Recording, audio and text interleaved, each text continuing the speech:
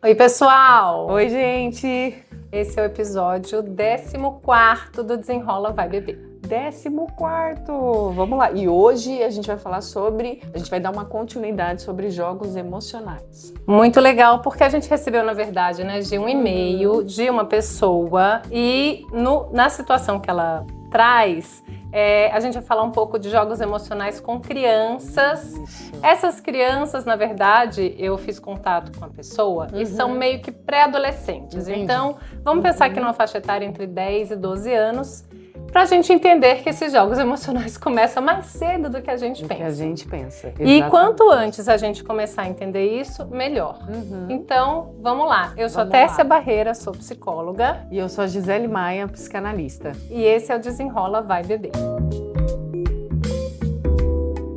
Então, a gente vai começar lendo a história dessa pessoa que enviou pra gente. Inclusive, se inscrevam no canal, né? Compartilhem os vídeos, para que outras pessoas possam ouvir as discussões, refletir junto. Acho que quanto mais pessoas sabendo, tiverem contato, mais pessoas fortalecidas, né, com a informação.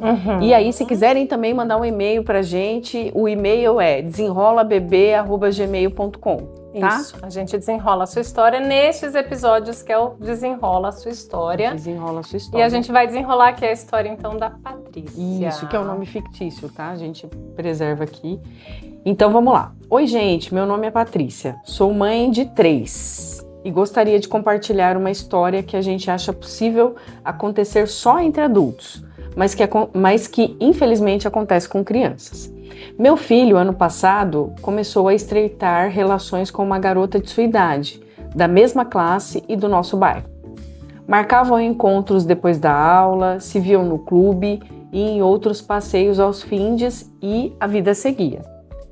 Porém, essa garota tinha também outro amigo, este super possessivo e controlador. Ai, ai, ai. Brincamos aqui que ele é um obsessor encarnado. RS. Ele é da mesma classe e bairro e faz tudo para ferir meu filho. Ele faz jogos emocionais caso ele não dê atenção, controla onde ela vai e com quem ela fala, e agride emocionalmente meu filho de todas as maneiras possíveis. O cerne da questão é: a mãe dele fomenta essa perseguição e diz que nada pode fazer frente aos ataques dele contra meu filho. A família dela reconhece o comportamento anormal, mas normaliza e relativiza, pois são crianças. E a menina gosta dessa tensão triangular. A professora já conversou com ela sobre limites com ele, sobre excluir meu filho em jogos emocionais e nada modifica. Assim que notei esse jogo emocional manipulatório, onde um persegue e controla e a outra parte persegue e se sente valorizada, disse ao meu filho para cortar contato. Cortamos contato 100% com o garoto e sua família. Como a menina vive nas asas dele, o afastamento foi duplo. Porém, somos famílias amigas dessa menina e eles terão contato vez ou outra. O que devo aconselhar a ele?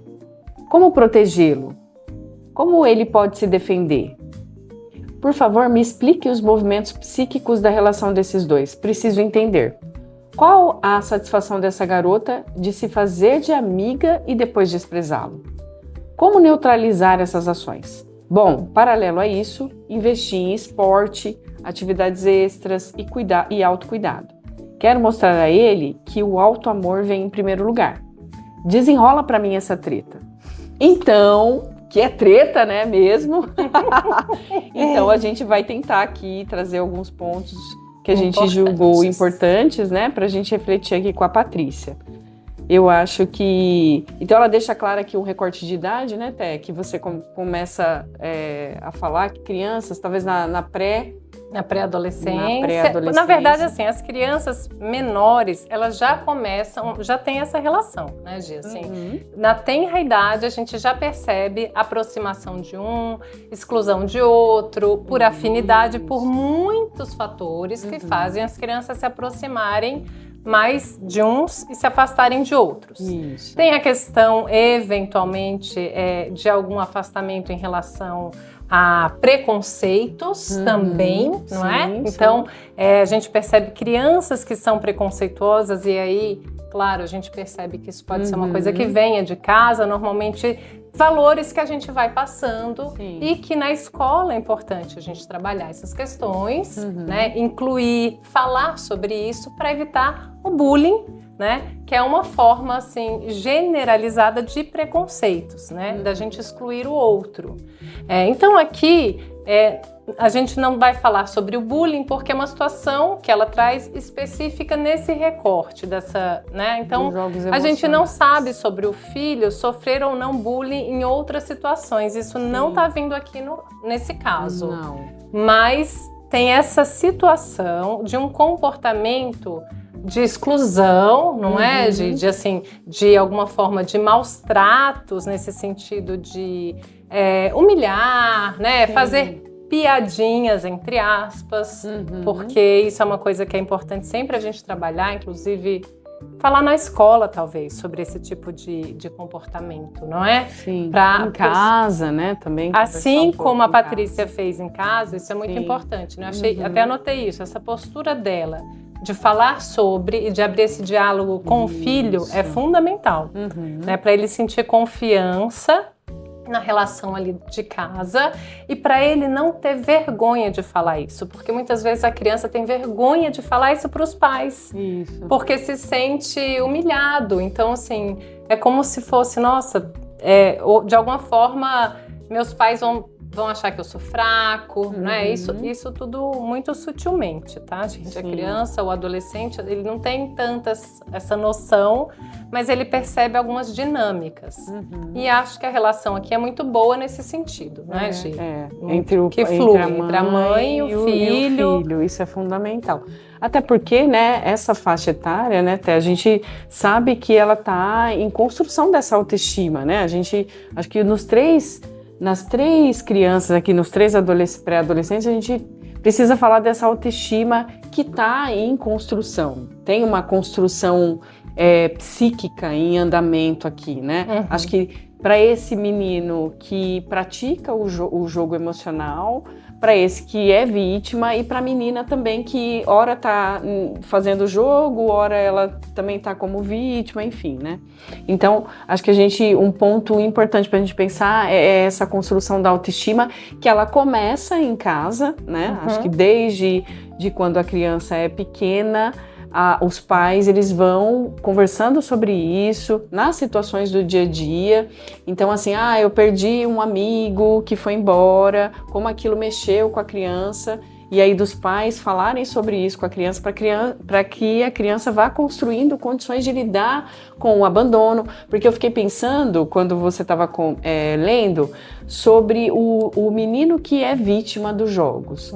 Então, e a mãe pergunta, né, assim, qual é a dinâmica psíquica entre esses dois? Os dois, o menino que é vítima, a menina, ou o menino também que pratica os jogos. Mas assim, talvez esse menino que é vítima, ele fique nesse jogo por conta de medo de abandono, uma autoestima mais fragilizada, e que está em construção, né? Não tem nada ainda formado, mas fica nesse lugar de medo de abandono. Então, se eu não aceito esse jogo, eles vão me abandonar, eu não tenho esse amigo. E a gente sabe que nessa faixa etária, os grupos, eles são muito importantes nessa constituição, né, do sujeito. E aí acho, né, só um adendo aqui, que você falou que eu estava lendo, porque eu já tinha lido o e-mail para ela. Na verdade, agora, você que leu a história e foi ótimo. É verdade, olha. Porque tanto eu ouvi na sua voz quanto você ouviu na minha. E gente, é muito complexa, na verdade, essa, né? Então, como ela colocou aqui, é uma treta, porque de fato é muito profundo. Então, a gente está dando uma pincelada aqui para tentar organizar algumas coisas. Mas, eventualmente, caso o sofrimento dessa criança seja persistente, ela não consiga sair de alguma forma, né? Esse corte pode trazer muito sofrimento também, né? Então, isso é importante a gente acompanhar. Porque aquela estrutura que eu tô mantendo ali, por pior que ela seja, ela tem uma função. Então, se a gente simplesmente tira aquilo, e a criança não consegue se engajar, Sim. ela pode sofrer mais, né? Então a gente tem que ter esse cuidado nessas transições. Então só, Patrícia, observa também como que ele está ficando com essa nova, né, essa nova possibilidade aí desse corte, não é? Então, se ele começa a mudar um pouco o comportamento, se fechar um pouco mais, isso são indícios que talvez valha a pena procurar uma terapia para ajudar vocês nesse movimento, não é? Até porque, assim, nessa relação, nessa idade, com os amigos, que são meio que uma extensão, né? Os pais, eles saem e os amigos entram para fazer esse movimento de construção, né?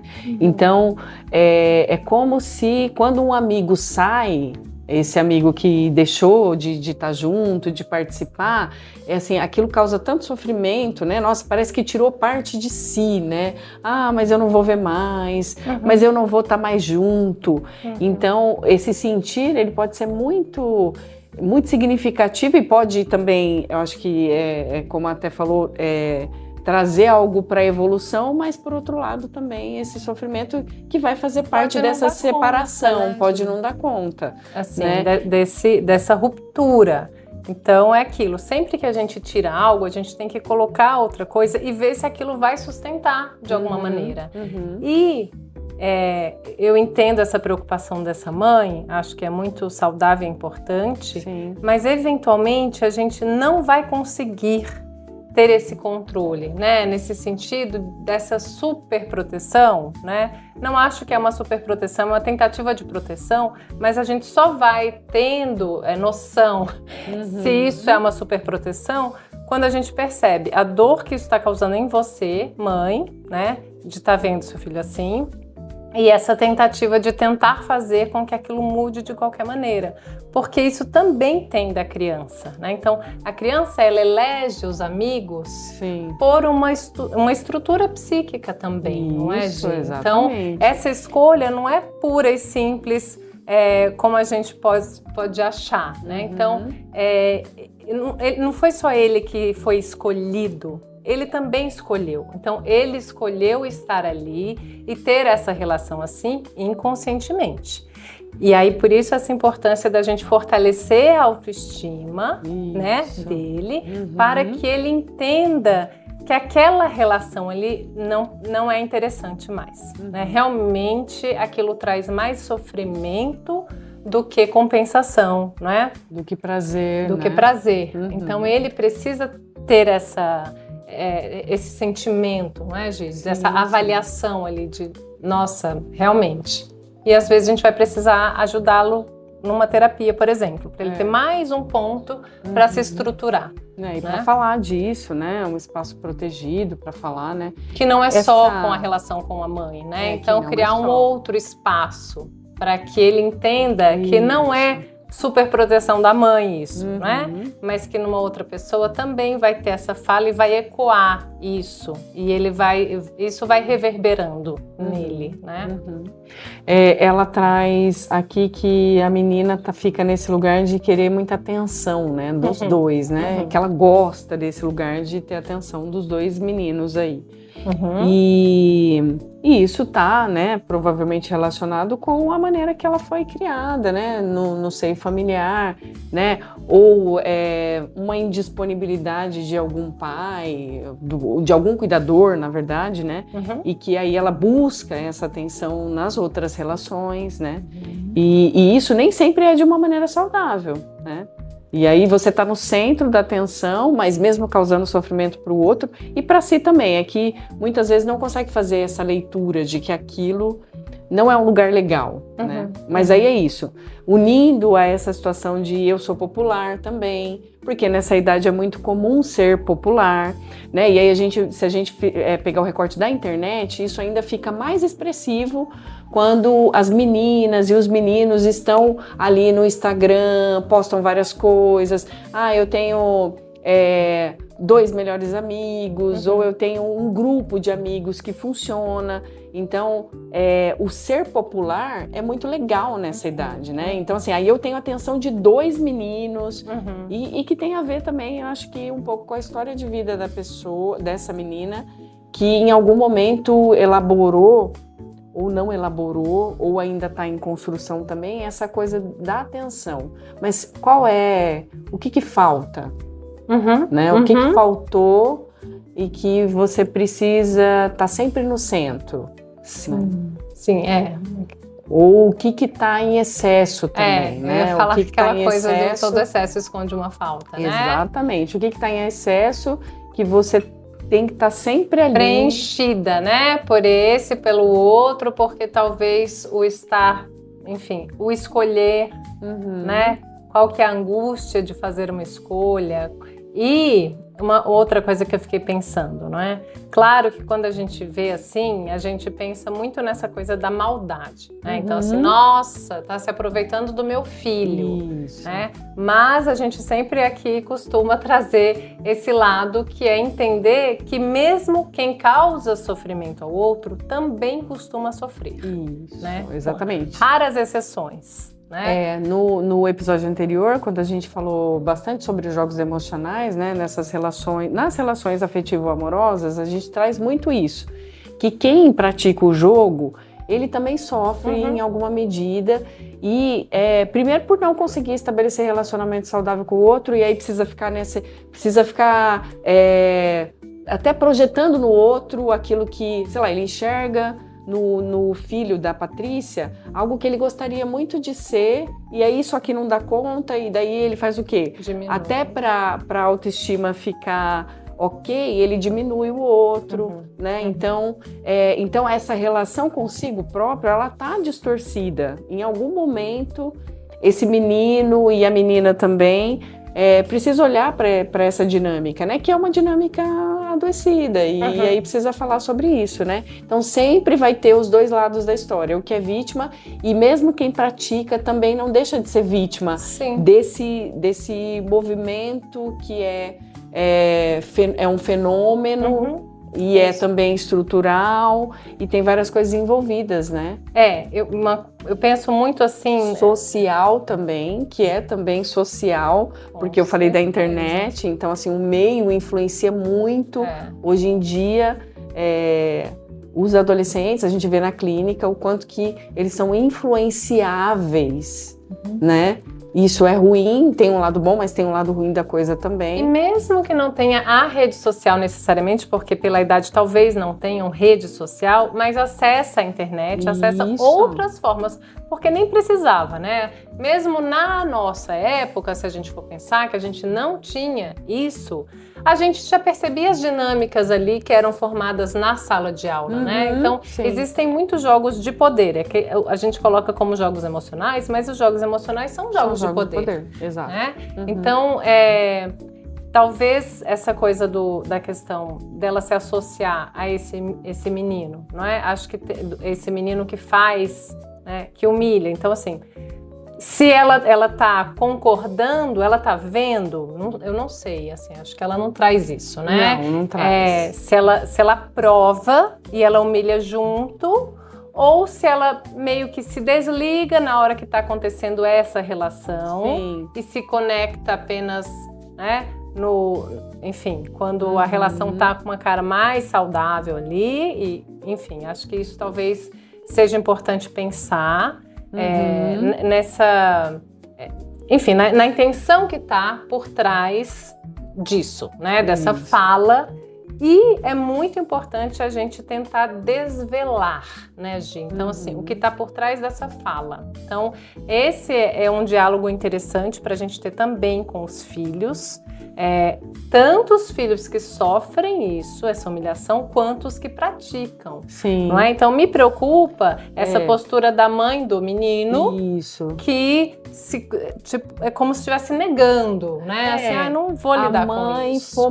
Na verdade, ela diz aqui que a mãe do menino, fomenta essa perseguição e diz que nada pode fazer frente aos ataques dele contra o filho da Patrícia. Então, assim, como não, né? Então, se a mãe fomenta a perseguição, então esse diálogo que a gente está falando aqui, que precisa ter em casa, com a família e também na escola, enfim, a mãe meio que lavou as mãos, dizendo que não pode fazer nada frente a esses ataques, né? E aí, uma coisa que me chama, só uma coisinha de antes, essa postura dessa mãe falar isso, o que me alerta? Uma covardia.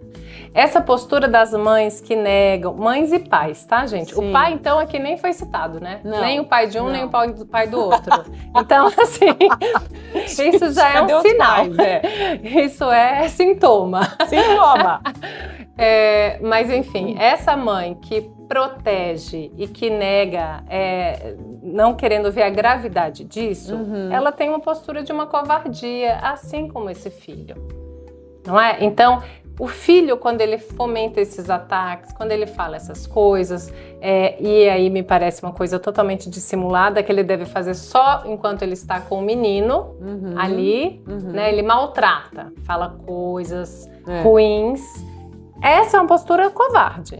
Sim. Porque ele não tá falando isso, eu odeio você, você é um chato, e assumindo isso na frente de outras pessoas. É só ali, né? Então, e aí essa mãe também passar pano pro próprio filho, também é uma postura covarde, não é? Não, eu fico pensando que homens nós teremos a partir disso, né?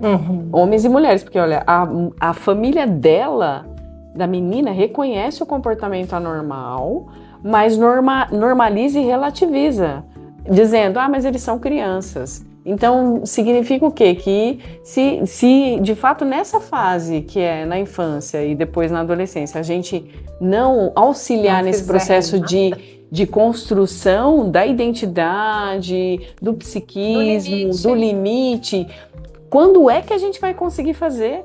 Né? Quando é? Porque depois que fica jovem, que não adolesce, não consegue fazer. É fazer. Né? A gente não tomar atitude, a gente está tomando uma atitude, a gente está dizendo e está ensinando. Então, acho que tem uma falta de percepção de que a gente está sempre educando.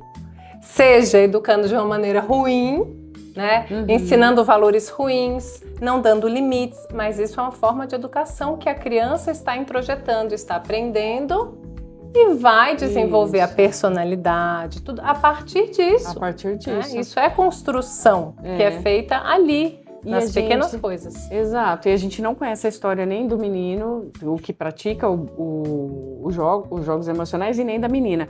Mas assim, se a gente fosse pensar psicanaliticamente falando, assim, essa coisa da atenção, ela denota aí uma falta, a gente não conhece a história, né?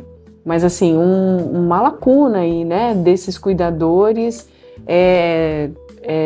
no ambiente familiar, quando essa criança é pequena, a gente não sabe se teve esse apoio, se teve esse ambiente acolhedor, como é que é essa atenção, como essa atenção foi despendida para a menina, como é que ela se via como ela, a gente falou no episódio anterior, como ela despencou do lugar de narciso que ela tinha e como ela lidou com essa ferida narcísica de que eu não sou totalmente amada. Ela lidou, né? Ela lidou, a gente não sabe porque a gente não conhece a história, mas isso isso fala em alguma medida aqui. Isso fala em alguma medida aqui. E do menino também, a gente comentou disso no episódio anterior. Né? Como ele responde, como ele se relaciona hoje, tem muito a ver como ele lidou com esse eu não sou mais, eu entendi que eu não sou mais totalmente amado por todos, eu não sou exclusivo, eu não sou onipotente na minha família, eu não sou mais o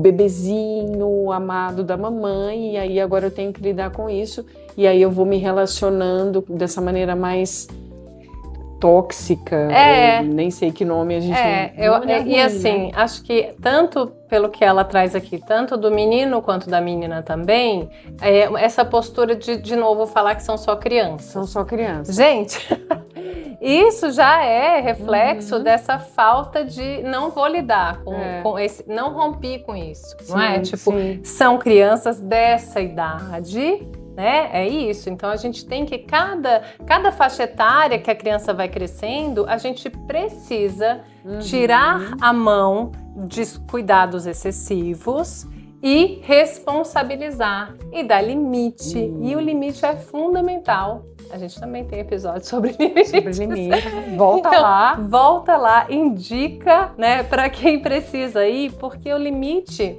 é justamente esse lugar que castra. Isso, né, exatamente, que castra, e é que a partir dessa castração é que se começa a ter um olhar novo de responsabilização por si, pela vida, pelos atos, né?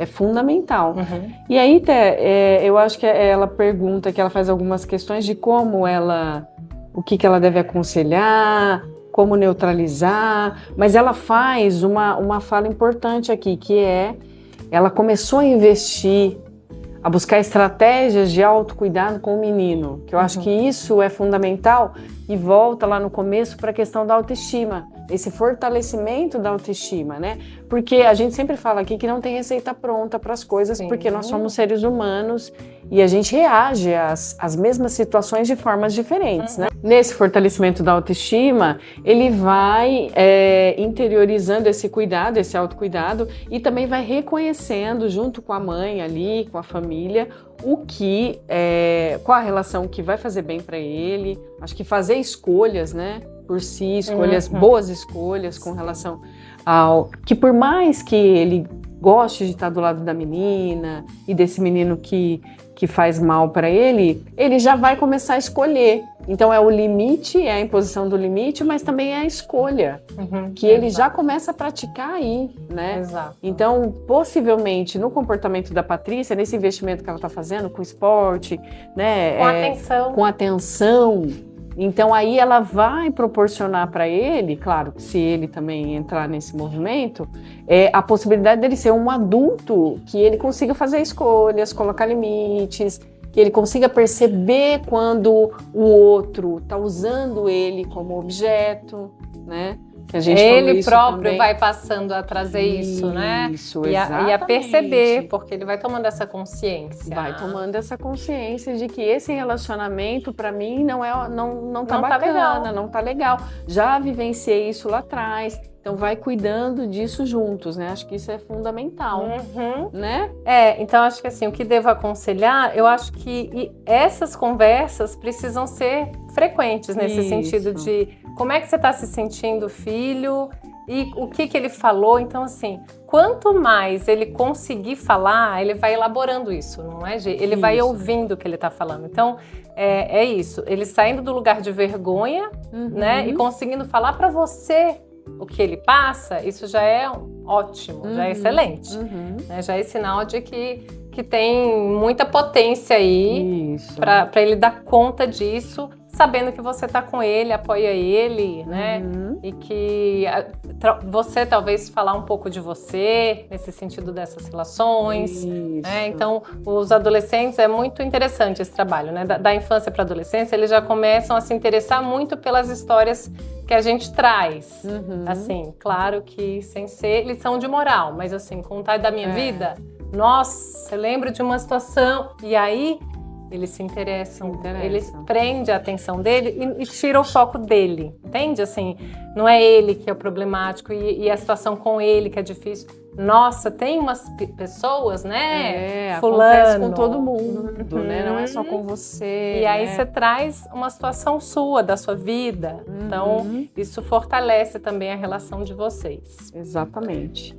Então é isso, gente. Desenrolamos bem, espero. Patrícia, qualquer coisa, ficou dúvida, né? Manda lá, manda um direct no Instagram ou manda lá no comentário no YouTube direto, escreve. Isso. Até no Spotify dá para escrever agora, gente. Né? Então tá muito legal. E se quiser mandar outro e-mail também, fique à vontade. A gente não tem nenhuma dificuldade em desenrolar a sua outra história. Isso, então. E assim, agradecer muito a sua participação. A confiança aqui no Desenrola Vai Beber. Então é isso, acho que a gente desenrolou bem, né, Bebê? Desenrolamos bem. Então é isso. Até mais, gente. Até.